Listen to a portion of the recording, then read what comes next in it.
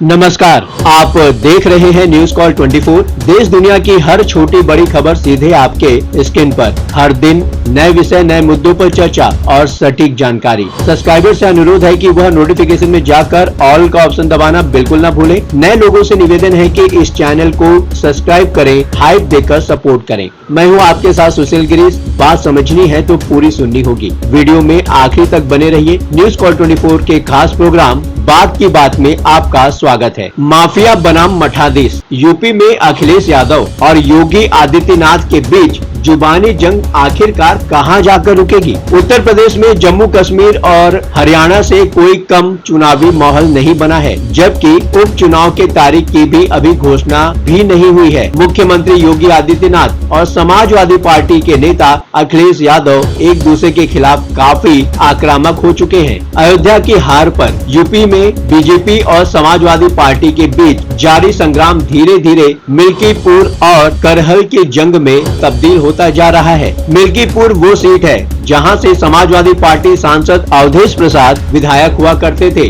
और मैनपुरी की करहल विधानसभा सीट वो सीट है जो अखिलेश यादव के कन्नौज से संसद पहुंच जाने के चलते खाली हुई है। अव्वल तो यूपी की 10 सीटों पर उपचुनाव होने जा रहे हैं, लेकिन मुख्यमंत्री योगी आदित्यनाथ का ज्यादा जोर मिल्कीपुर और करहल पर ही दिखाई दे रहा है। करहल विधानसभा सीट मैनपुरी लोकसभा क्षेत्र में आती है, जहां से फिलहाल डिम्पल यादव सांसद हैं। उपचुनाव में समाजवादी पार्टी और कांग्रेस तो लोकसभा चुनाव की तरह मिलकर लड़ेंगे, लेकिन बीएसपी अकेले मैदान में उतर रही है। लेकिन अयोध्या की हार की वजह से बीजेपी के लिए ये उपचुनाव आन बान और शान का मसला बन चुका है और इन उपचुनाव की वजह से ही मुख्यमंत्री योगी आदित्यनाथ और पूर्व मुख्यमंत्री अखिलेश यादव के बीच जुबानी जंग लगातार तेज होती जा रही है। हाल ही में अखिलेश यादव ने बोल दिया था, मठाधीश और माफिया में कोई फर्क नहीं होता। फिर क्या था? योगी आदित्यनाथ भी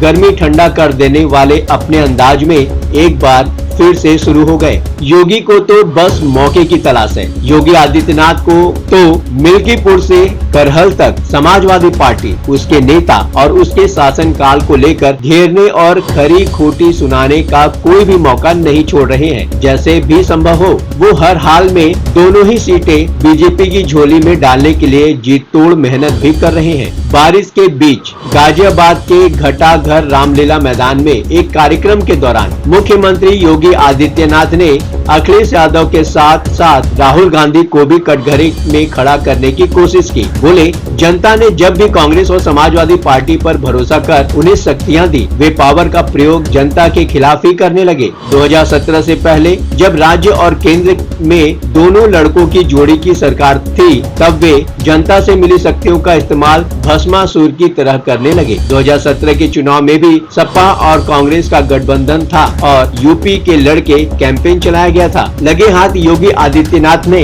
मठाधीश और माफिया वाले बयान के लिए अखिलेश यादव पर भी हमला बोला। योगी आदित्यनाथ ने आरोप लगाया कि सपा नेता में औरंगजेब की आत्मा घुसाई है। साथ ही सपा सरकार के जमाने की याद दिलाते हुए कहा, 10 साल पहले जब भाजपा की सरकार नहीं थी तब पूरे प्रदेश में अराजकता थी, महिलाएं असुरक्षित थी और गुंडा टैक्स लेने वालों के सामने सरकार में बैठे लोग नतमस्तक होते थे। उद्योगपति पलायन कर रहे थे, लेकिन अब गुंडों में दहशत है और महिलाएं, कारोबारी सभी सुरक्षित महसूस कर रहे हैं। योगी आदित्यनाथ के पलटवार के बाद अखिलेश यादव ने भी प्रेस कॉन्फ्रेंस बुलाकर अपनी बात कही, जिसमें ज्यादातर वो सफाई देते दिखे। पहले अखिलेश यादव ने बगैर नाम लिए लेकिन योगी आदित्यनाथ को ही निशाना बनाते हुए कहा था, मठाधीश और माफिया में कोई फर्क नहीं होता, लेकिन अब वो सफाई दे रहे हैं। अब अखिलेश यादव का कहना है कि मुख्यमंत्री मठाधीश शब्द को अगर दूसरी तरह से लेते हैं तो मैं कहूंगा कि वो मठाधीश मुख्यमंत्री हैं। मैंने किसी धर्माचार्य या महंत को कुछ नहीं कहा।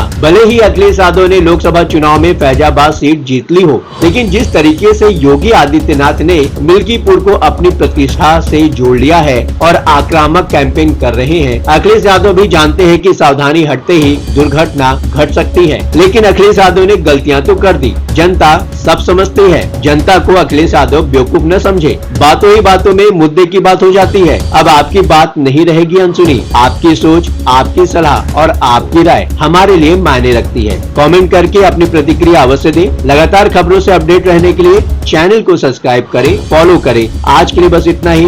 बने रहिए न्यूज कॉल 24 के साथ।